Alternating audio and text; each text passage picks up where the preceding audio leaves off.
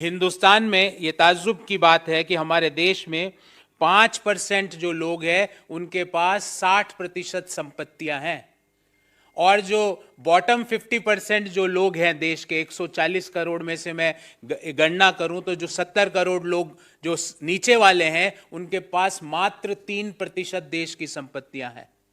तो 5% अगर मैं कैलकुलेट करूं तो 140 का मतलब 7 करोड़ लोगों के पास देश की 60% से ज्यादा संपत्तियां हैं। और ऐसा नहीं है कि ये लोग जो जिनके पास 5%, जिनके पास 60% से ज्यादा संपत्तियां हैं वो देश को ज्यादा कर देते हो, ऐसा नहीं है।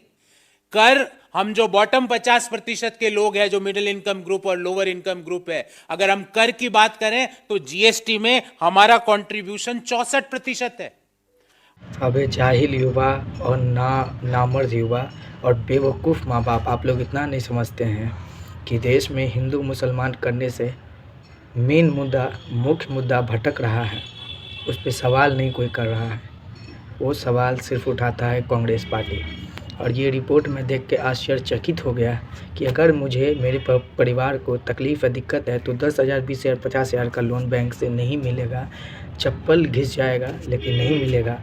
लेकिन देश हमारा इतना कर्ज में डूबा हुआ है कि हर इंसान पे जो है 1,90,000 का जो है लोन है, ऋण है। इस वीडियो को देख के आप समझ जाएंगे। और जिसको भी ये लगता है कि वो युवा है और धर्म बचाने के लिए जय श्री राम का नारा लगाते हैं और उससे जो है उनका देश विकास कर जाएगा, तो आप बहुत बड़ी गलतफहमी में हैं।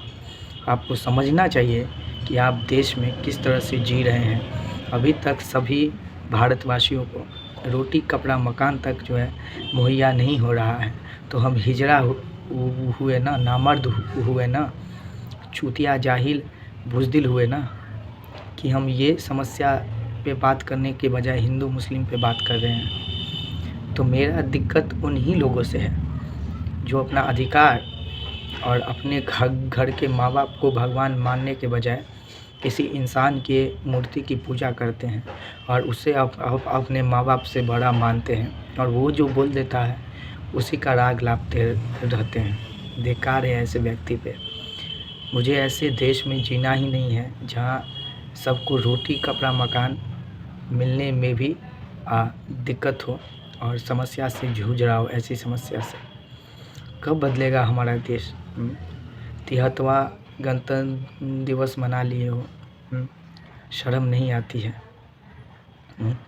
संविधान की शपथ लेने वाले नेता, संविधान की लाज बचाने वाले नेता, उसी हाथ से जो है भ्रष्टाचार।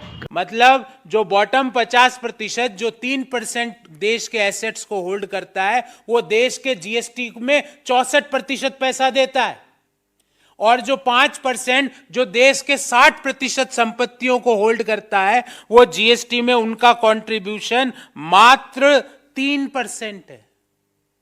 3%, जो फर्स्ट 10% जो देश की जनसंख्या। तो ये जो के शेप्ड रिकवरी मॉडल है, इसमें जो मोदीनॉमिक्स है उसके लिए हम यही कहेंगे, rising debt, rising unemployment and rising inequality. जबकि राइज किसका होना चाहिए था? जीडीपी का।